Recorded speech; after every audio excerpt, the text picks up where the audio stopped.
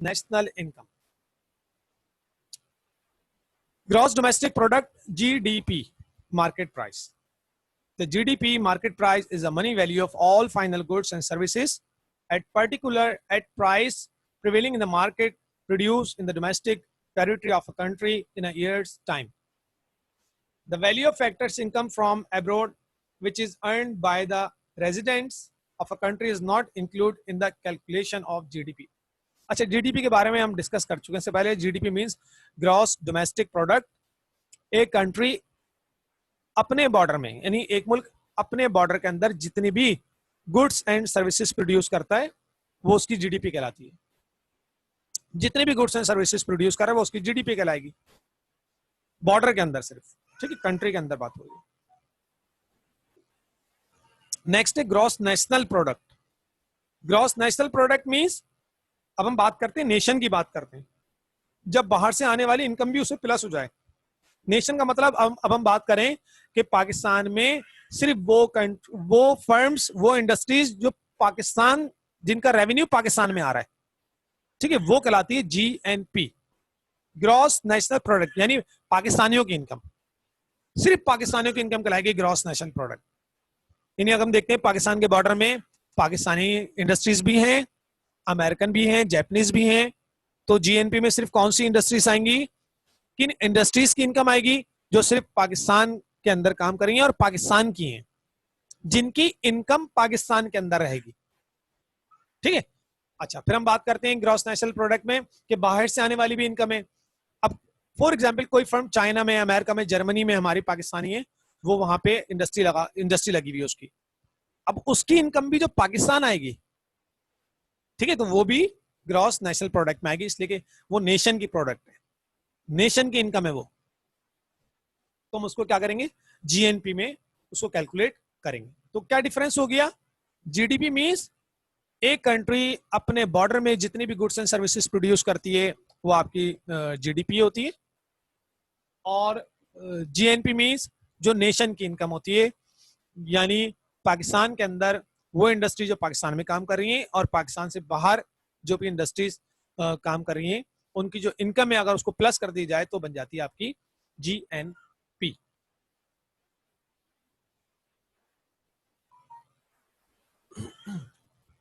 Net national product at market price, NNP market price. NNP is the market value of all goods and services produced by residents of a country after allowing for depreciation. अच्छा, इसमें क्या लिखा हुआ है, net national product means अगर आप GNP में से डेप्रिसिएशन की वैल्यू को माइनस कर दें तो वो आती है आपकी एनएनपी, नेट नेशनल प्रोडक्ट. ठीक है, बस ये फार्मूला जहन में रखें कि NNP means NNP market price is equal to GNP minus depreciation.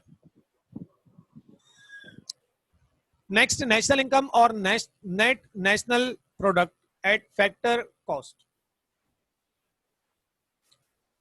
NNP,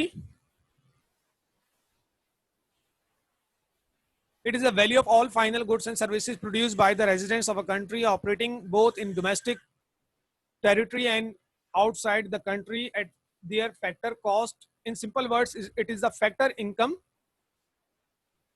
ठीक है, ये जो नेशनल इनकम और net national product at factor cost income है, इसका फार्मूला है डोमेस्टिक फैक्टर इनकम, यानी डोमेस्टिक लेवल पे जो भी इनकम अर्न कर रहे हैं, plus net factor income from abroad. Pakistan और बाहर से आने वाली तमाम इनकम को प्लस कर दी जाए तो नेशनल इनकम बच जाती है. यानी एक कंट्री जो पूरे साल में, ठीक है, जितनी भी इनकम अर्न कर रही है वो उसकी नेशनल इनकम कहलाती है. पर्सनल इनकम नाम से जाहिर है, यानी एक शख्स की income. The personal income refer to the sum total of all current income received by the individual.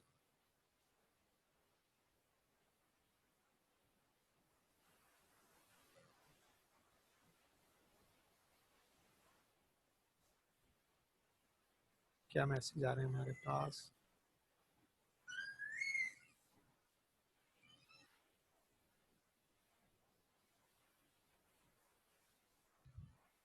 Ji.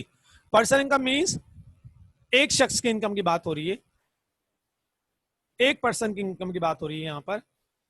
Personal income is equal to national income minus undistributed profit. अच्छा फॉर्मूला देख ले जरा इसका जो लिखा हुआ है नीचे। अनडिस्ट्रीब्यूटेड प्रॉफिट वो प्रॉफिट जो डिस्ट्रीब्यूट ही नहीं हुआ, मुझे मिला ही नहीं है, तो मेरी इनकम में कहां से ऐड होगा? ठीक है। Next corporate tax. Corporate tax मेरी इनकम नहीं है, गवर्नमेंट की इनकम होती है। ठीक है, तो ये गवर्नमेंट का है, इसको माइनस कर देंगे। यानी नेशनल इनकम जो है, नेशनल इनकम के अंदर टोटल इनकम आ गई। अब इसमें से हम क्या करेंगे, वो प्रॉफिट जो डिस्ट्रीब्यूट नहीं हुआ माइनस कर देंगे। कॉर्पोरेट टैक्स जो कि हमारा नहीं है, वो गवर्नमेंट का है, उसको माइनस कर देंगे। नेट रिटेन अर्निंग जो ऑफ फॉरेन कंपनीज, वो जो फॉरेन कंपनीज की रिटेन अर्निंग का बैलेंस है, फॉरेन कंपनीज का हमारा नहीं है, वो नेशनल इनकम में प्लस है, तो उसको माइनस कर देंगे। Contribution of social security. Social security एक तरह का टैक्स होता है जो हमें गवर्नमेंट को पे करना होता है, तो वो गवर्नमेंट की रेवेन्यू है, वो पर्सनल इनकम में प्लस नहीं होगी, तो उसको माइनस कर देंगे।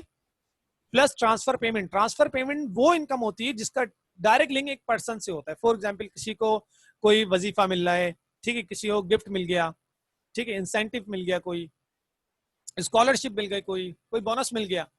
इसका मतलब है कि इसका डायरेक्ट लिंक पर्सनल इनकम से, यानी एक पर्सन से, ये नेशन की इनकम नहीं है, एक शख्स से उसको मिला है सिर्फ बोनस।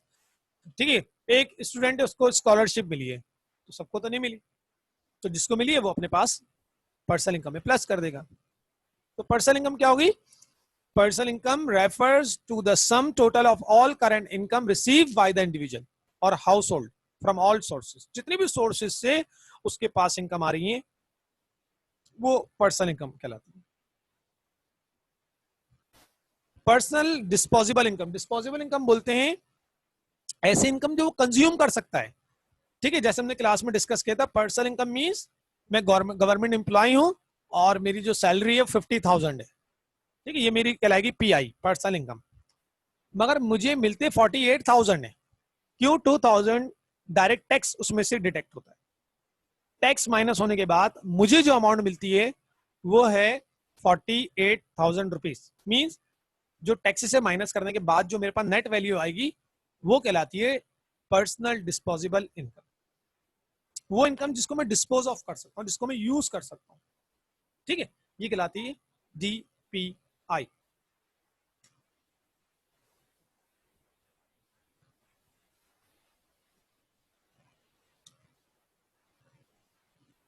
फिर हमने अपेंडिक्स में डिस्कस किया था नॉर्मल रेजिडेंस कौन होते हैं। ठीक है, normal residence of a country is a person और institution that normally located in the country and their economic interests lie in that country is include the following।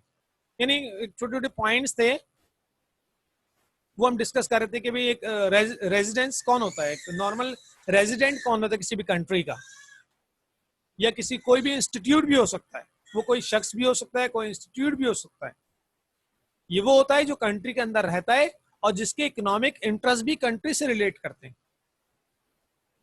America वाला इसमें नहीं आएगा, समझ रहे आप? जो सिर्फ कंट्री के अंदर रहता है वही पार्ट है इस चीज का।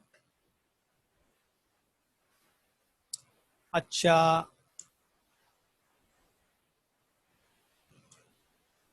Close in open economy. Close economy के मींस जब आप अपने बॉर्डर को क्लोज कर देते हैं, इंपोर्ट एक्सपोर्ट रुक जाती है, कोई इंपोर्ट एक्सपोर्ट नहीं हो रही, तो कहलाती है क्लोज इकोनॉमी।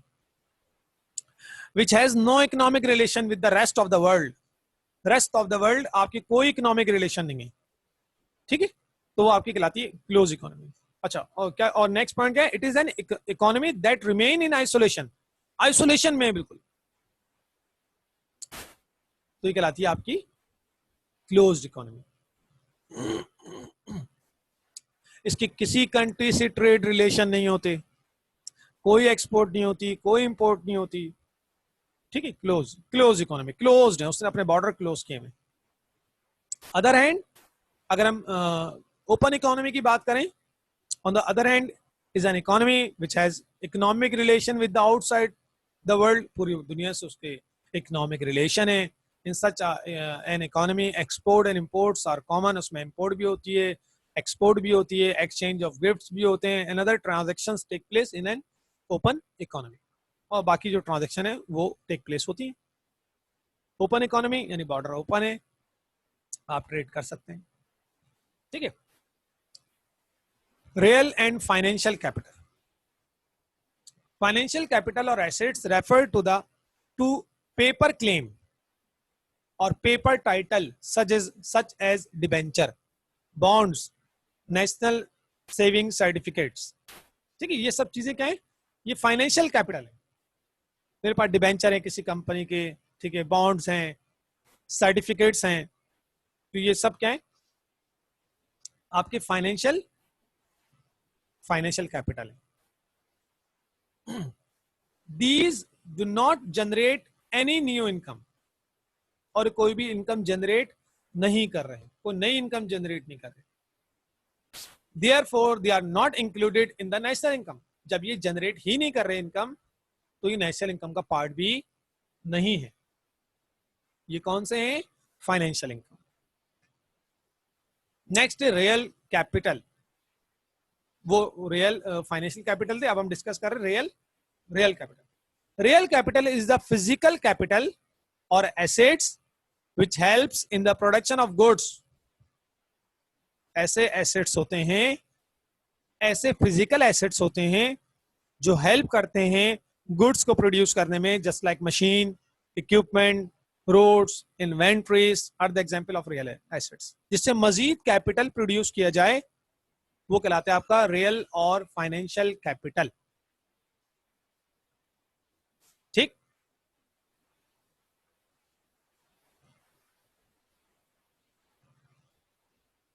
यहाँ पे आपकी एक स्लाइड हो गई है कंप्लीट, और अब करते ये हैं, पहले क्वेश्चन आंसर देख लेते हैं, किसी के अगर कोई सवाल जवाब है उसको देखते हैं यहाँ पर, और चैट में आ जाते हैं हम। अच्छा भाई, इसको देखते हैं क्या लिखा हुआ ये।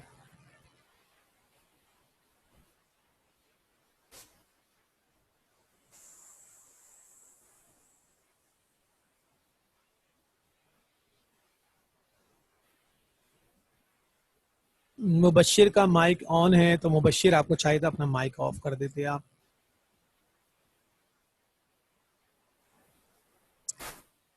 अच्छा,